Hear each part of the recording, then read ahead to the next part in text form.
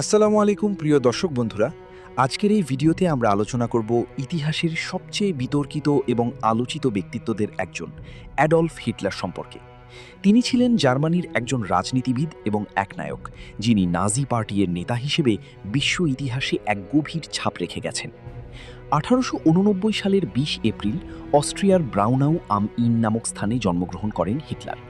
ছোটবেলা থেকেই তিনি শিল্পকলার প্রতি আগ্রহী ছিলেন, কিন্তু ভিয়েনার আর্ট একাডেমিতে ভর্তি হতে ব্যর্থ হন। পরবর্তীতে তিনি জার্মানিতে চলে যান এবং প্রথম বিশ্বযুদ্ধে অংশগ্রহণ করেন। যুদ্ধ শেষে জার্মানির দুরবস্থা এবং অর্থনৈতিক সংকট তাকে গভীরভাবে প্রভাবিত করে। 1933 সালে তিনি জার্মানির চ্যান্সেলর হন এবং ধীরে ধীরে ক্ষমতা নিজের হাতে কেন্দ্রীভূত করেন।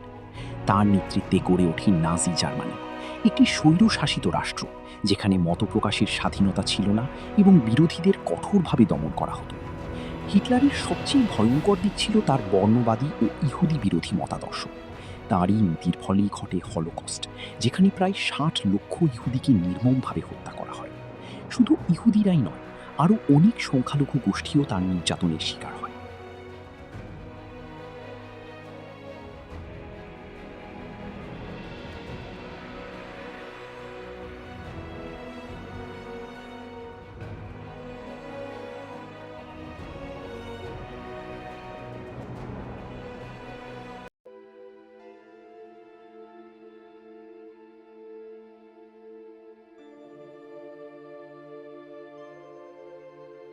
1939 সালে হিটলারের নেতৃত্বে জার্মানি পোল্যান্ড আক্রমণ করলে শুরু হয় ওয়ার্ল্ড ওয়ার টু। এই যুদ্ধ 6 বছর ধরে চলেছিল এবং এতে কোটি কোটি মানুষ প্রাণ হারায়।